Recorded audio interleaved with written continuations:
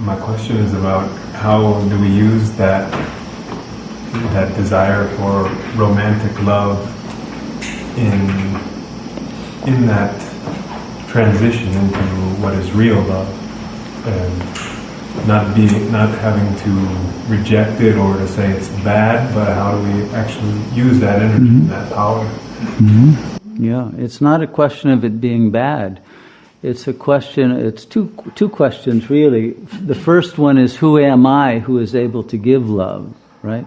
And am I giving it, or am I just wanting to receive it? And is it even about love? Because much romantic love, quote unquote, is about wanting to be desired. And desire and love are not the same thing. And one always knows if one's going to be desired one day, one might be rejected the next day. And so desire is not a stable form of emotional energy. We all know that. So the first question is that, and the second is my desire for the other, or love for the other, if I put it in those terms, is it a gift to the other? Or is it a subtle attempt to control and possess the other and take away their freedom, take away their own potential for growth by holding them in place as to fulfill the fantasies that I have for them to offer me? You see, and the love then turns into a quid pro quo kind of a contract, and soon what is an offering becomes a demand from the other. And once one realizes that the givingness of the initial stroke of love is actually a demand for its return and for a particularity of a way of being treated and offered the use of another's body and the use of their time and their emotional presence, etc. One realizes the selfishness that is part of that kind of love, and the need that is based on. And that kind of a bond very soon becomes a bondage. And that bondage is used by the ego to justify regressing to more and more infantile ways of behaving. And so what started out as an adult form of romantic connection soon becomes a codependent pair of infants struggling, fighting, having temper tantrums, hating one another, and demanding that the other change in order to be there for oneself. And it becomes a very conflictive struggle for who is beloved and who is the lover, right? Who is the one to receive and who is the one who must be the slave. And this kind of master-slave relationality is implicit in that romantic love, which is always based on an asymmetry of what is being offered. And within that kind of a complex, there is very little of the offering of freedom to grow and to change and to develop into one's full potential. But the real secret of love is that it is a letting go of the other, not a holding on. It is a love which wants to see the other fly. But when the other flies, then the ego will be abandoned. But love is not abandoned, you see. And so this is the great difficulty that parents have with children. They can bring them into life with great joy, but then watching them grow and leave can create a sense of abandonment. And very often the parents will put a demand system into the child. Don't ever grow up. Don't ever differentiate. Don't individuate. Don't be different than the fantasy object I made you to pretend to be.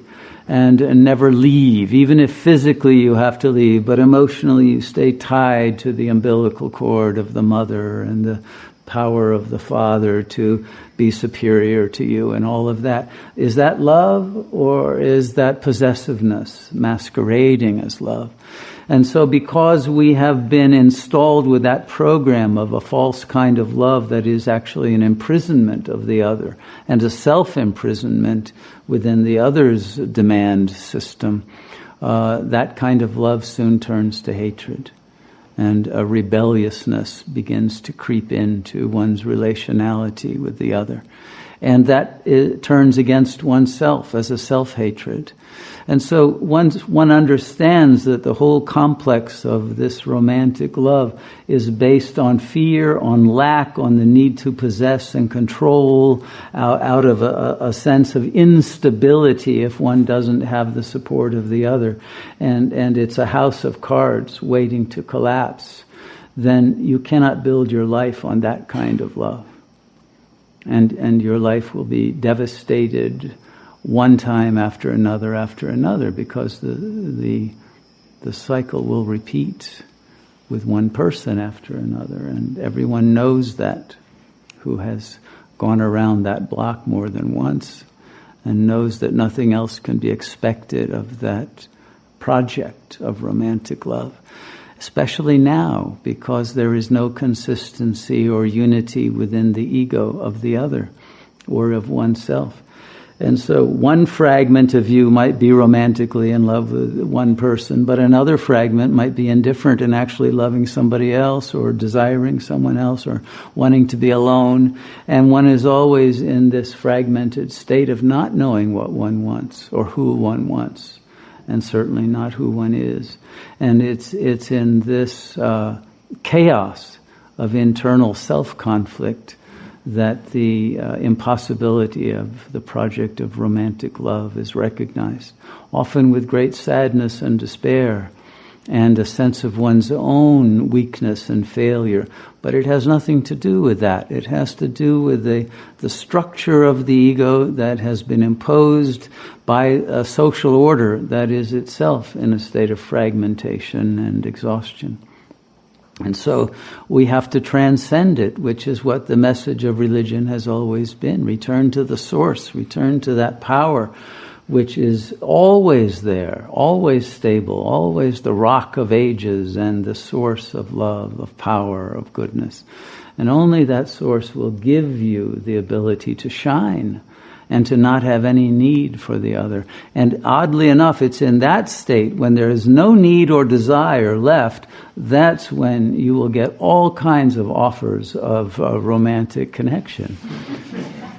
And you'll have no interest in them, but you will be able to share divine love with everyone with great joy.